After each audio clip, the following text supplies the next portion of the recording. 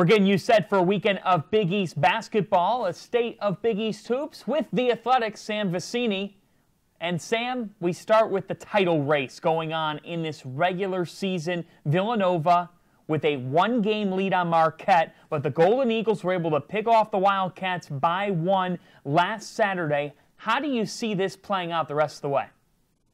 Yeah, what a fun game last Saturday, first and foremost. You had Marcus Howard going off. You had Phil Booth doing all sorts of crazy stuff. And Eric Paschall and Jermaine Samuels playing really well. So I'm really looking forward to this title race. I would pick Villanova going forward. I think they're just very clearly the deepest team in the league. They've been terrific since the calendar turned to 2019. That's their first loss since the calendar turned to 2019. So I look at them and I think, hey, this is a team that's kind of peaking at the right time. They're getting contributions from the younger guys that kind of started slowly this season. And plus, I mean, in my opinion, they have two of the three best players in the league in Phil Booth and Eric Paschall. So, but when you combine all of those factors, I just feel the most confident about Villanova going forward.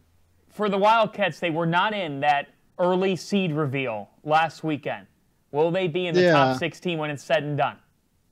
You know, I do think so. They were the biggest surprise to me in terms of not being in that top 16. I guess that they didn't really take advantage of their non-conference slate, so maybe I shouldn't have been that surprised. But this is a team that's been playing as well as realistically anyone outside of like Duke, Tennessee, Kentucky, the top 6 teams in the country, again, since the calendar turned to 2019. So this is a team that I believe is getting to the point where they are peaking at the right time. We know how great that staff is. We know how good the players are from having seen them be battle tested in NCAA tournaments over the course of the last 3 seasons. So I feel really confident that this Villanova team is going to continue to reach higher heights as the season goes forward. What's Marquette more reliant on in terms of their ceiling? Is it Marcus Howard being that All-American, or is it the fact that they've floated around the top 40, top 50 of defensive efficiency? Yeah, you know, they're second in defensive efficiency right now in the Big East. They have a 102.3 number right now, which is just like a 1/10 of a point behind Providence, who's first. So they've done a really, really great job defensively. And I think that's the key, just making sure that that side of the floor stays intact, because, you know, you talk to coaches around the Big East, they do still feel like they can take advantage of Marquette on that end.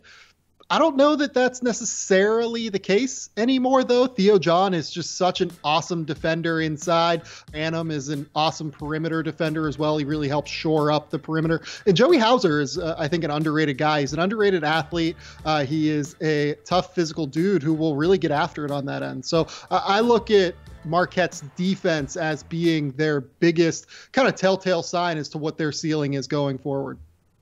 It's a little bit beyond the numbers, because when you talk to this team, they say, it's all up here. Sam, what is your gauge on St. John's?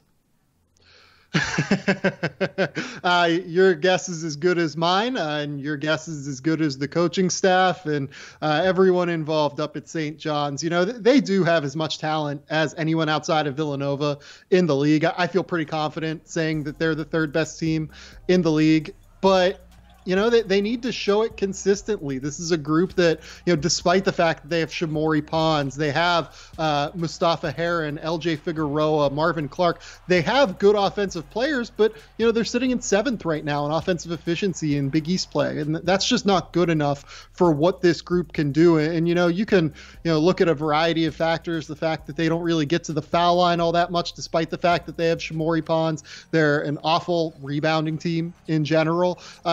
I look at these factors and I say, hey, this is maybe the reason that they might get bounced early from the NCAA tournament. But in terms of their finish in the Big East, I still feel like just because the rest of the Big East, really from 3 all the way down through 10, in my opinion, at Xavier, it's just such a mess right now. I mean, you could go so many different ways in terms of saying, hey, which team is going to finish higher? And given that it's a well-coached league, everyone is pretty solid across the board in regard to that. I tend to bet on talent, and I feel pretty good that St. John's talent, given the fact that they have a potential first-round pick in Shamorie Ponds, they have a lot of really good role guys. They have kind of an X factor in Mustafa Heron, who's been hit or miss depending on the game this season. I feel good about the fact that they are the third best team. They do have the third best chance to get to the NCAA tournament. Mustafa Heron had a season-high 28 points earlier this week in the overtime win over Butler. Sam, who wins on Sunday? Villanova at St. John's inside a sold-out Madison Square Garden. Yeah, I'm going to go with Villanova. I understand that, this St. John's team is a little bit older. They certainly have done a good job of kind of figuring things out defensively. They are a top half defensive team in the Big East during conference play, but I just trust that Villanova is not going to be, they're not going to go in and be scared by the bright lights of Madison Square Garden. Phil Booth, Eric Paschall, some of the older guys on that team, combined with the younger players who have started to step up. I feel pretty good about those guys going in and kind of continuing to take care of business as they, continue on with Big East play.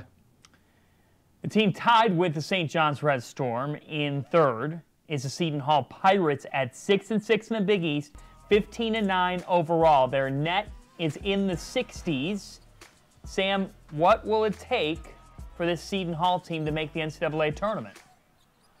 Yeah, I think that at the end of the day, if they can steal one of the Marquette or Villanova games at home at the end of the year, they finish with those two teams at home, they should feel really good about it, because if you look around the bubble, we talk about a soft bubble every year, but there have been actual studies that have been done recently that show this is among the softest bubbles we've seen in a long time. And Seton Hall, at the end of the day, even if they go 3-3 down the stretch here, get to 9-9 in the league, they end up with 18-12 during the regular season. Maybe they win a Big East Conference tournament game, end up with 19 wins. It's going to be hard for bubble teams, in my opinion, to top their best 3 wins, because they obviously went out, they beat Kentucky, they won at Maryland, that's the other one, and then if they can get one of those Marquette and Villanova wins, I think that they should feel good about those 3 wins carrying them home. How do you feel about Butler?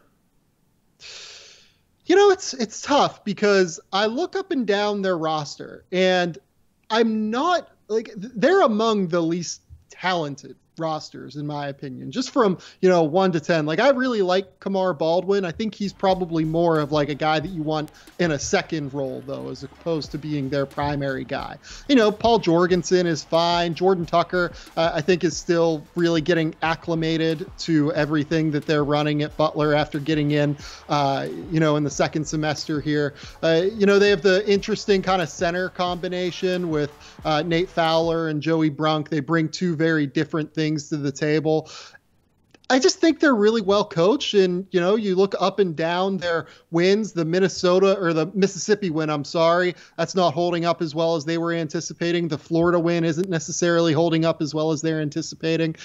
I think that they're going to need to find a way to maybe beat a Marquette, beat a Villanova on the road to really feel good about their position on Selection Sunday. Because, again, I think it often comes down to who are your best wins. We've seen over the course of the years with the selection committee that they tend to value big wins more than they tend to value bad losses, right?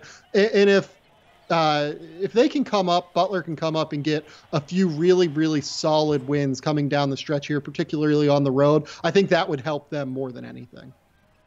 It's time for the country's sleeping, but Sam's not. Sam Vecenie's got a team that people are sleeping on. Who is it? Yeah, you talk to coaches around the Big East, and their message is that DePaul is nowhere near as bad as what they have been over the course of, the last decade, realistically. They have a lot of really talented pieces. Max Strus is a guy that it wouldn't surprise me at all if he was on a 2-way contract in the NBA next season.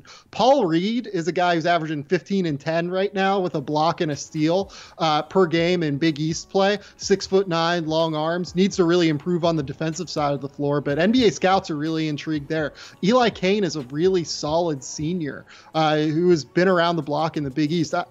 I don't think this team is necessarily an NCAA tournament team, but I do think that they are challenging to play. And if you told me they were in like the semifinals of the Big East tournament because they knocked off a couple of, higher end teams, that wouldn't surprise me at all. I think they're a little bit dangerous. You also do the mock drafts for The Athletic.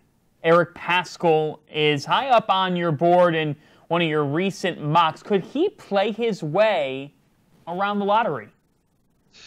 I don't know that he's necessarily going to play his way into the lottery during the college season, but where Eric Paschall, I think, is going to really show out in a way is during workouts, right? Like he went to the Nike Skills Academy last summer, and every NBA executive came back raving about Eric Paschall and just the athleticism, the shot-making ability, the fact that he is what they're looking for right now in terms of being a switchable defender.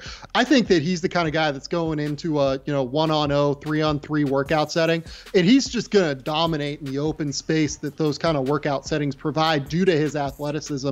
And plus, he's a mature kid. He's smart. He's someone that I think is really going to play well during those kind of settings where, it's not necessarily full on basketball. It's more based on your athletic gifts and your personality and just being able to impress evaluators just in a one-on-one setting. What's Shamorie Ponds' ceiling? In the draft, or just like as a college basketball player? Because, if he went late first round because the team really loved the shot creation ability, loved his toughness, loved his, really bought into his ability to become a 40% 3-point shooter at some point in his career, and bought into the defense, because you talk to coaches around the Big East and they will tell you that he is a tough defender. The question is whether or not his size is ultimately going to hold him back from being able to, switch on to bigger players, which is such an essential part of NBA defenses now.